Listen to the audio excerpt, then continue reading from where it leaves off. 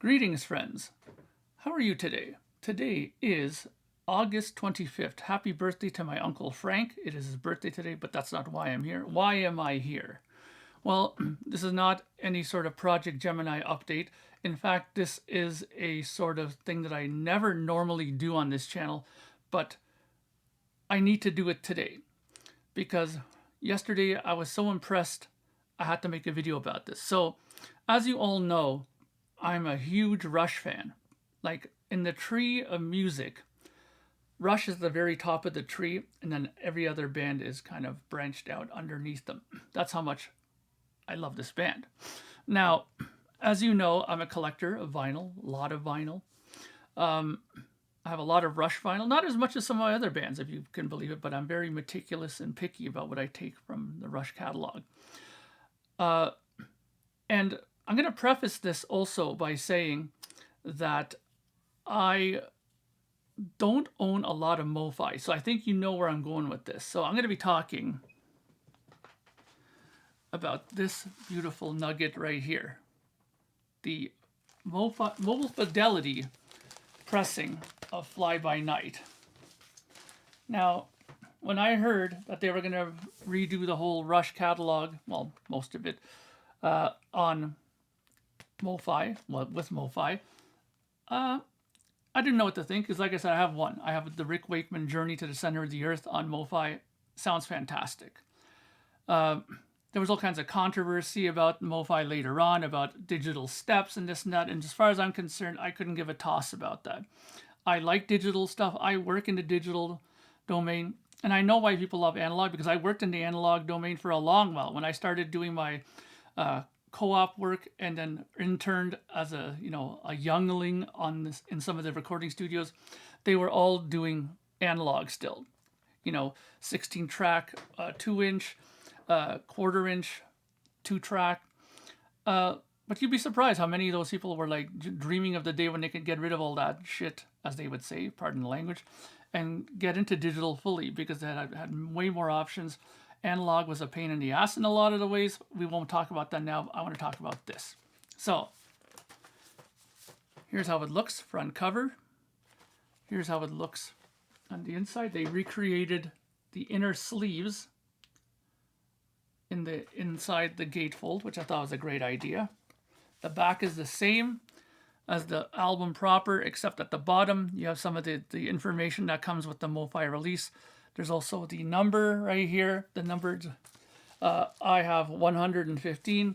Doesn't really matter to me what number it is. I just wanted to get a copy.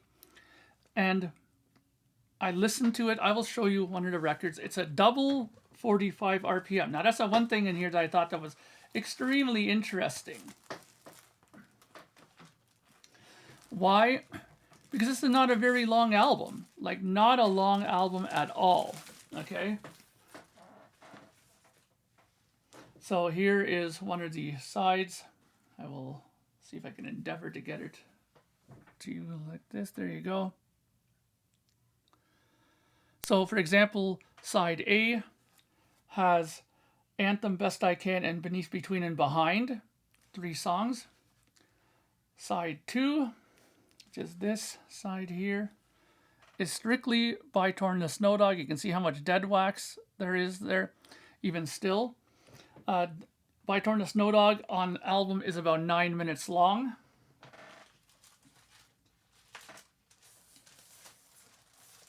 Okay, and the very interesting part about this is that the second record starts with Fly By Night and Making Memories. Those 2 songs together are just over 5 minutes. So you have a 5-minute side on a 12-inch vinyl. Then you flip it over. You have Rivendell and In the End, which is, 5 and about 6. So about 11 minutes long. So these are not very long sides musically. But I'll say this. Because of that, they were able to do some extra sonic beauty to this in terms of cutting it with as much bottom end as they wanted to put on there, as much top, whatever they wanted to do to adjust it, they had the space for it. And I'll tell you this, I have other pressings of this album. I have a really nice 1977 reissue on Anthem, which when they first started pressing their albums on Anthem, that was the first version of it, I believe. And then I have a beautiful sounding CRC pressing of Fly By Night. Yes, I know I just said it's a Columbia Record Club pressing. And many people have started to discover that these are not all terrible sounding records. In fact, some of them are fantastic sounding and sound as good as some of the OGs, believe it or not. And I also have the Mercury reissue when they came out, when they did the whole vinyl reissue. Those aren't as good, in my opinion. But this here, I'm going to say this right now, because I'm not going to do a huge 20-minute thing about this, but it sounds fantastic. I highly, highly recommend it. 2 LP, 45 RPM. I believe I paid 50 some odd bucks for it, which is not that much considering the bottom end is fantastic on it.